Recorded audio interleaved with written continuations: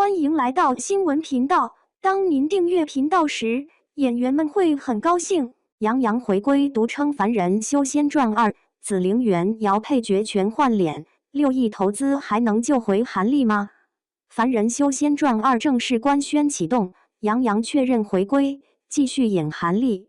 评论区热评全是不敢信，再等等看求别魔改。说真的，这反应比剧本身还精彩。要知道第1季播出那会儿，多少人熬夜追着看韩立跑路，一边看一边喊这才是修仙，怎么第2季来了，大家反倒怂了呢？先说说韩立这号人物，人家修仙男主都是各种骚，闪亮登场，韩立呢，直接苟着来。莫大夫要练他晚上偷偷练功，人家出风头，他躲着树零食，好不容易有点本事了，想的还是跑。第1季里杨洋演的那叫一个传神，眉头一皱就是3步棋，袖子一甩就是后手。尤其是被追杀的时候，他说跑就跑，绝不回头，那股子从心劲儿，看得我直拍大腿，这才是咱普通人的修仙路数。杨洋能回来演韩立，说实话我是松了口气的。毕竟第1季就是他给这个角色定了调，换个人还真接不住。可粉丝这口气还没松到底，问题就来了。官方之官宣了杨洋一个人，其他角色呢？南宫婉的演员没信，金晨连微博都没转发，银月那股子傲娇劲儿谁来演？更别提乱星海要新出场的紫菱和袁瑶，一个比一个出彩。紫菱那是七窍玲珑心，袁瑶又苦又惨又好看，这2个角色选人简直比国足出现还难猜。我看有网友已经开始脑补，谁演紫菱谁演袁瑶了，猜得五花八门，就是没一个靠谱的。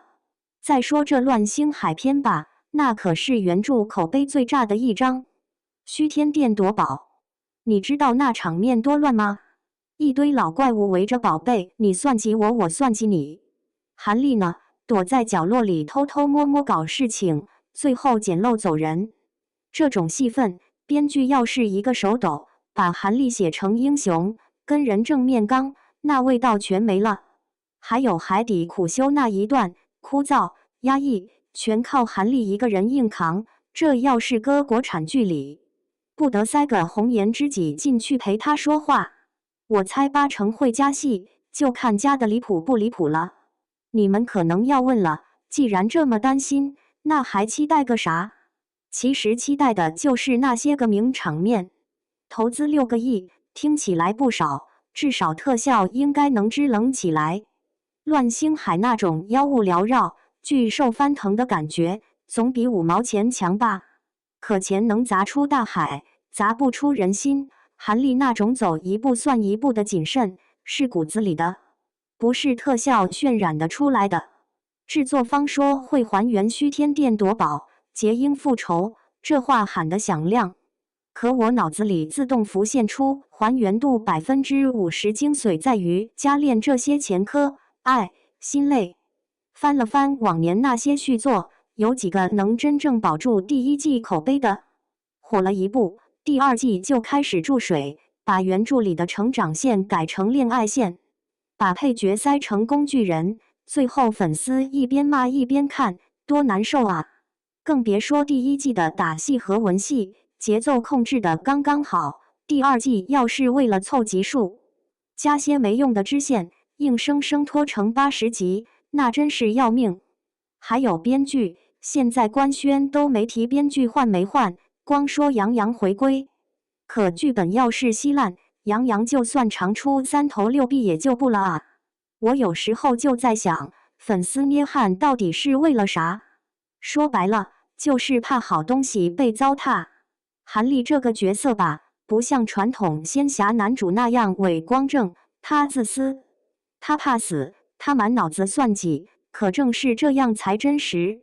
杨洋已经证明自己能演好这个人，剩下的就看制作方能不能沉住气，别整些花里胡哨的东西。